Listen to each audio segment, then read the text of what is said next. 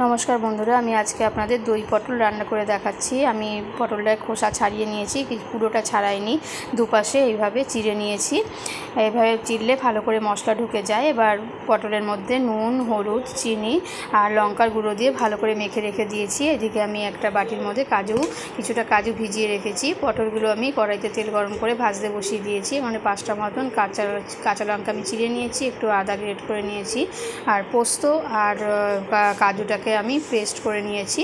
এদিকে আমার কড়াইতে পটল ভাজা হয়ে গেছে, এক ব্যাচ ভেজে নিয়েছি, আরেক ব্যাচ বসিয়ে দিয়েছি। একটা বাটির মধ্যে ঘরের তৈরি জিরার গুঁড়ো আমি ভিজিয়ে রেখে দিলাম। এবার পটল ভাজাগুলোকে তুলে নিলাম। এবার তেলের মধ্যে কালো জিরা আর একটা শুকনো লঙ্কা ফোড়ন দিয়ে দিলাম। দিয়ে আমি চেরা কাঁচা লঙ্কা, আদা গ্রেট করা আদাটাও দিয়ে দিলাম। আপনারা চাইলে বেটেও নিতে পারেন। এবার জিরার গুঁড়ো দিয়ে ভালোভাবে নাড়াচাড়া করে নিলাম। তেল ছাড়া পর্যন্ত অপেক্ষা করব। তারপর পেস্ট করে রাখা কাজু এবং পোস্তটা দিয়ে ভালো করে নাড়াচাড়া করে নিয়ে আঁচ কমিয়ে ফেটিয়ে রাখা দই দিয়ে দিলাম।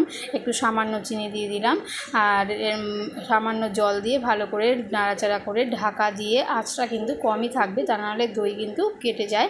দিয়ে ভালোভাবে ফুটে উঠলে আমি ভেজে রাখা পটলগুলো দিয়ে দিলাম। পটলগুলো ভাজা অবস্থাতেই সেদ্ধ হয়ে গিয়েছিল। এবার গরম মশলা আর ঘি দিয়ে ভালোভাবে ঢাকা চাপা দিয়ে নাড়াচাড়া করে নামিয়ে নেব। এইভাবে করে দেখুন, দারুণ লাগে।